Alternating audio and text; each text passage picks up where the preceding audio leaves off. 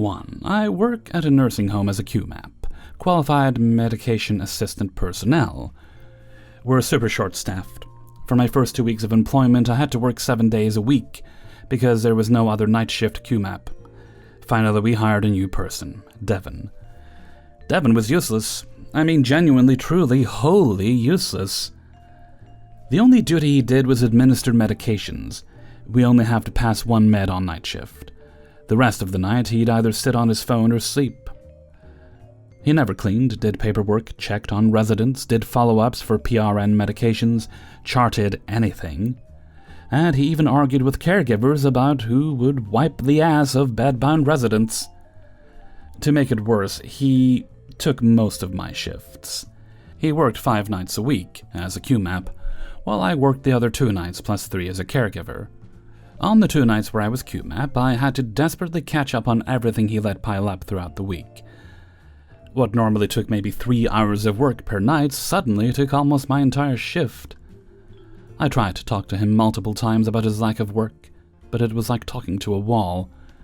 I spent 15 minutes begging him to, at the very least, clean the fucking kitchen so we don't get ants or mice. And he'd just nod and say, "Yeah, I get it," in the most monotonous voice. Admittedly, I wound up blowing up at him twice, but I feel like it was deserved, because he wasn't caring for the residents and he was dead-ass lying to my face about his work.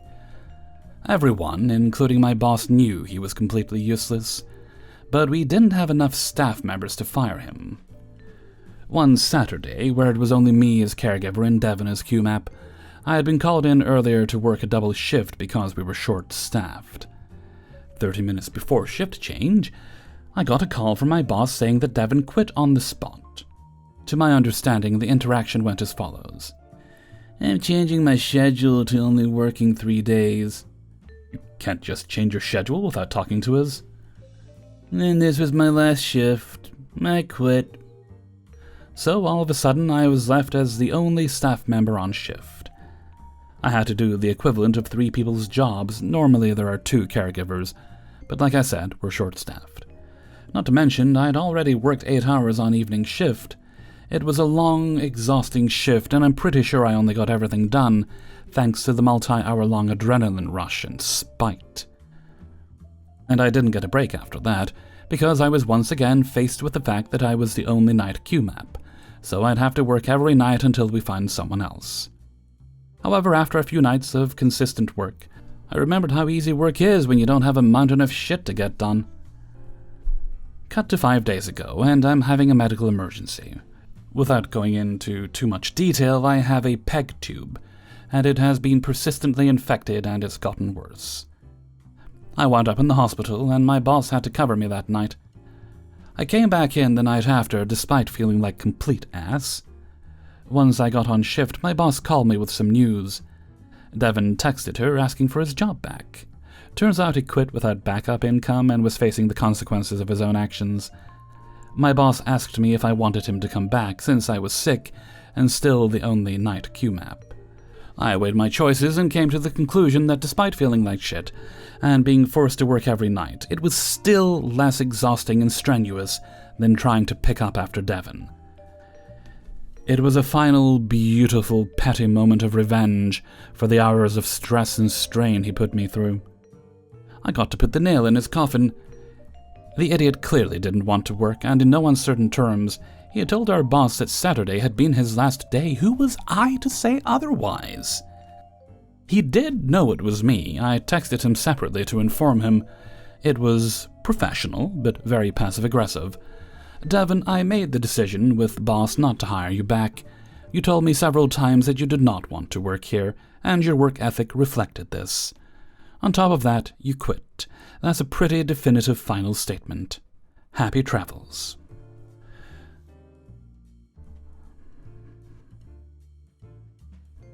Two, I was getting divorced in the early 90s. My ex was pissed that I was divorcing him. I owned the house prior to the marriage, so he moved out. But he broke back in and tore up all kinds of things. Tore up my jewelry, my clothes, he cut holes in all of them, etc. I couldn't prove it, but of course it was him.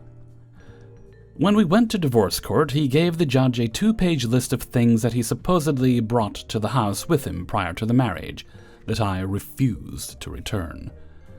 My attorney showed me the list, and it was stuff that he never owned in the first place. He totally wanted me thrown in jail for contempt of court, my alternative way to pay like $2,000, and I wasn't about to do that. I opted for jail, but my friends kept telling me to just pay it. I refused. 2 days before I was to appear in court, a girlfriend of mine asked if she could see the list. Sure. She noted that things he said were there didn't give much, if any, description. For example, he says there's a gun. He didn't say what kind of gun. He said there was a computer, and he didn't say what kind of computer, and so on. Her point was that if I went around and bought everything on the list, it would probably cost me about $200, and that was worth staying out of jail. I agreed, knowing it would also be worth him being livid that his plan didn't work. So I made a game of it. I went around town to pawn shops and resale stores. I told whoever was in charge that I was on a scavenger hunt, and I briefly explained what was going on. They all loved the idea, and helped me get through my list rather quickly. Here are some lovely examples of what was boxed up for him. Gun. An old rusty cap gun screwdriver set. Same old and rusty clothing. Goodwill horrid stuff, bust and statue. Made one myself from clay knives. Old and rusty camping gear, an old pen, matches, and a tiny tarp. And one of my favorites that I remember was, he said he had a Monopoly game. So I sent him a Goodwill find without any of the pieces, just the board. I wish I could remember everything that we got, it was so much fun. And when we got home, we had to videotape boxing them all up and going through the items one by one. My attorney had told the judge that I found them in the attic and I just hadn't seen it before. So sorry. The judge told my attorney to simply drop the box off at his attorney's office, and that the divorce was final. My only regret is not being able to see his face when he opened up that box of garbage. And there was nothing he could say because he made the stuff up in the first place. It's been 30 years, and I still get joy thinking about it.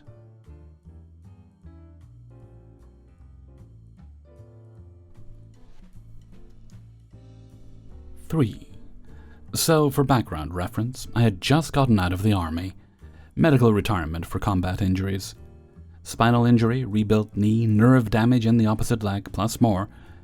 Keeping it short, my mind was still good, but I had problems being on my feet a lot, and even walked with a cane.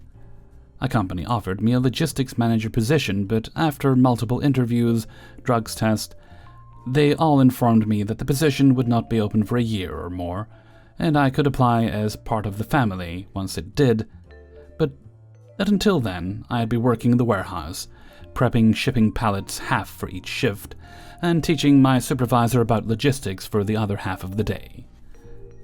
You know, the guy doing the job they advertised that I applied for.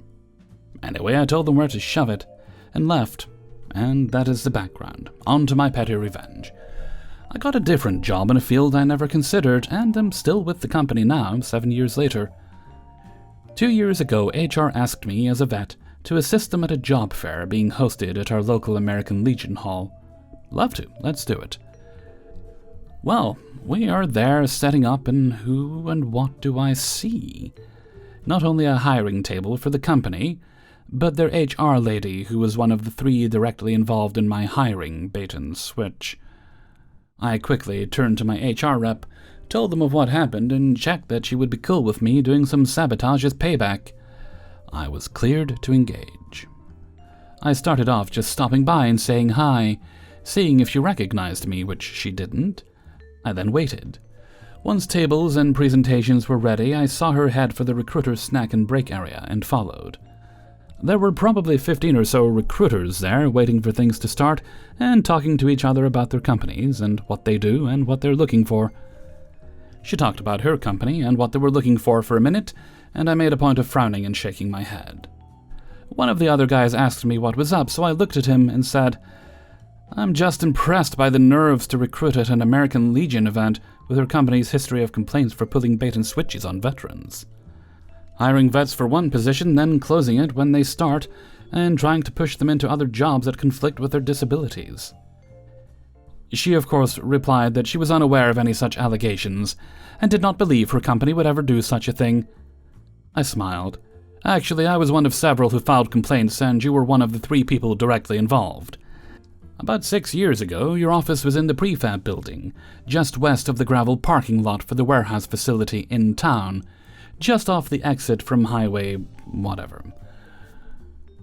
I was lucky enough to recheck the contract you handed me after interviews and drug screenings, and saw that you gave me not only a contract for a completely different position from what you advertised, and that I applied to, but also would have put me on the hook for the testing and training expenses if I left before 2 years had passed.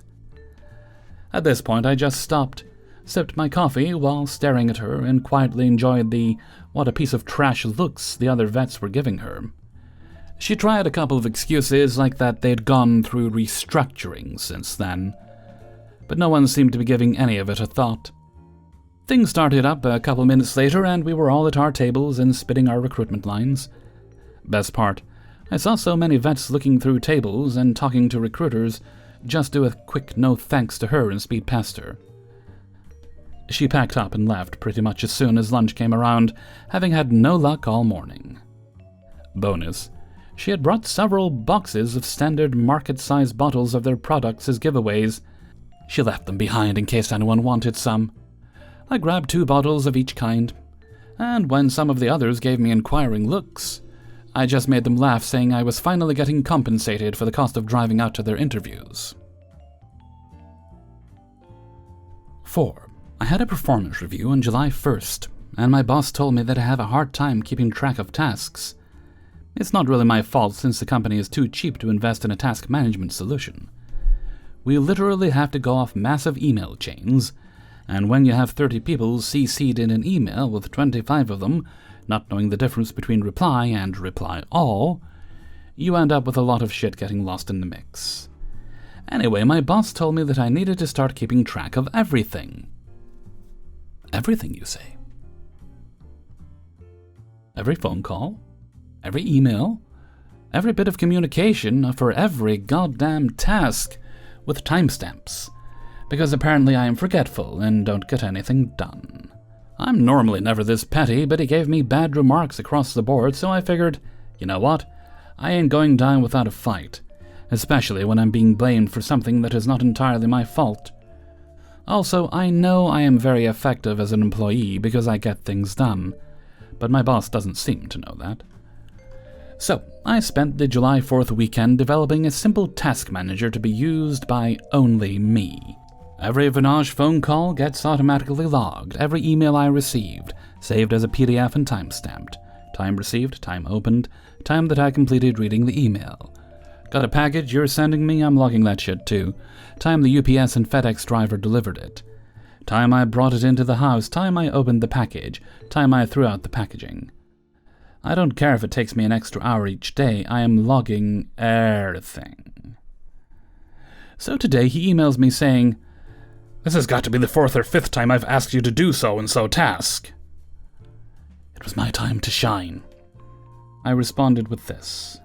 In regards to the task in question, I have received the following communication. Tuesday, July 25th, 2023, 11:18 a.m. Phone call received from boss's phone, asking me to complete the task. Tuesday, July 25th, 2023, 12:08 p.m. Task sent for review. Confirmed task pending review with your assistant. Email boss's email reminding him that the task was pending review. Friday, August 4th, 2023, 11:01 a.m. Email received from boss's email asking me to this is the 4th or 5th time asking me to complete the task. Friday, August 4th, 2023, 11:02 a.m. Confirmed with boss's assistant that the task was still pending review. Friday, August 4th, 2023, 11:03 a.m. Confirmed with boss's assistant that the task was never reviewed by boss. Friday, August 4th, 2023, 11:04 a.m. Re-forwarded email to boss from July 25th, 2023, 12:08 p.m. reminding him that the task was pending review. You asked me once, and it was completed within the hour. If you asked me about this 4 or 5 times, I would have told you 3 or 4 times that it was already pending review because it was completed the first time you asked. Asking me to keep a record of everything was a great idea, because now I know that I am not the problem here. I haven't heard back from him since. 5. So this happened a few years ago, but I love telling this story. Short background. I work at a local credit union, similar to a bank, in back office support. Most of my direct customers' contact is through the online chat and message systems. I have never worked in a branch. So one day I get a message from this dude demanding to know where his new debit card is. Not asking, demanding. I check in and let him know that it was mailed about 2 weeks ago, and he should have it by now, but I would be happy to mail him a new one, or he could come into a branch and we could print him a new one on the spot. He asks to have one mailed. I verify his address. He was less than a 10-minute walk from one of our branches, and maybe a 5-minute drive, but whatever. You want to wait for the mail, be my guest. And mail him a new card, thinking that was the end of it. Nope. A week later, he messages back enraged that he has not gotten his card yet. I let him know it takes about 5 to 10 business days. They're sent regular mail, we have no tracking on them, etc. And he is welcome to come into a branch and get one printed right now if he would like. He was not a fan of that, tells me that I personally have caused him to get fees. I look at the fees and they have nothing to do with the card. They are all online gambling sites linked directly to his account and routing number. And that I need to refund all $200 plus fees. This would be in addition to the $100 plus we have already refunded for the year. Here's the thing. If you ask me nicely, I will probably move heaven and earth to get fees refunded. Even if we have already refunded the max limit for you that year. We're all human, I get it, and I do feel that some fees charged are stupid and morally objectionable. If you demand I refund you fees, the odds of those getting refunded just dropped like 99%. So I tell him that I will not be refunding his fees, and he cusses me out. Always makes me laugh when I get cussed over chat and messages, 'cause someone took the time to type that out and capitalize it. And tells me to just effing close his account then if I refuse to help him. So there are a few things that we need to send a request to close an account. The account needs to be positive. His was, but barely. Have no loans on it, including credit cards. Not have a balance of over a certain amount, no danger there. And we need their address verified. Which he had done when I sent him a new card. So I say, I am sorry to see you go, but I understand that you need to do what is best for you financially. And I send the request to close his account, and then I wait. A week or so later, I get a call from a teller at a branch. They have this gentleman in front of them, outraged that his account was closed and asking what happened. I let the teller know that he sent a profane request to close the account. So I sent the request to our back office to be processed. She relays this, and he starts calling me a liar, telling her that he never cussed at me, and he for sure never asked to close the account. Not sure if he thought that we just delete messages and have no records. Anyway, I take screenshots of our messages and send them over to the teller, and listen as she shows him them on her computer. I can hear her trying not to laugh as he goes, "Oh, well, yes." And she thanks me and ends the call. Later she messaged me telling me that he apologized for cussing, and we reopened his accounts, and that she has never had to stifle laughter that hard before. Hey everybody, Hellfreezer here, and thank you very much for listening to Revenge is Ice Cream, episode 287, and I want ice cream. I do have some, I might get some in a little bit. Oh, and thank you very much to everybody who allowed me to use their stories in this video. I still want ice cream.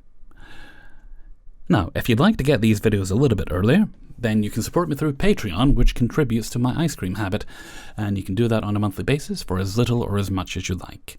You can also get yourself some Hellfreezer merchandise by clicking on the link in the description, which is where you'll also find the Patreon link.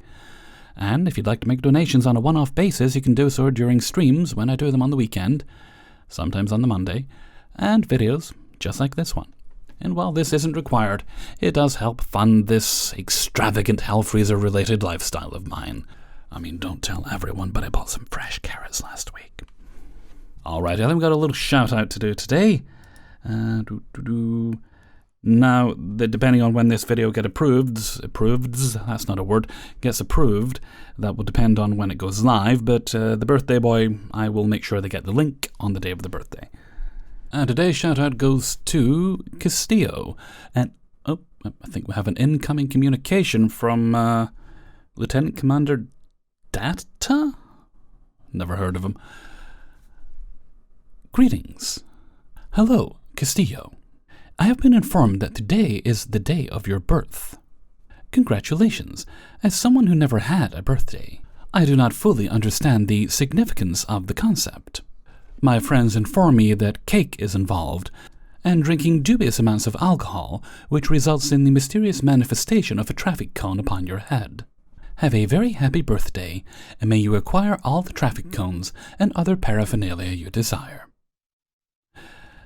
I believe my associate, Mr. Hellfreezer, would like to sing Happy Birthday. And indeed I would before I go. Happy birthday to you. Happy birthday to you.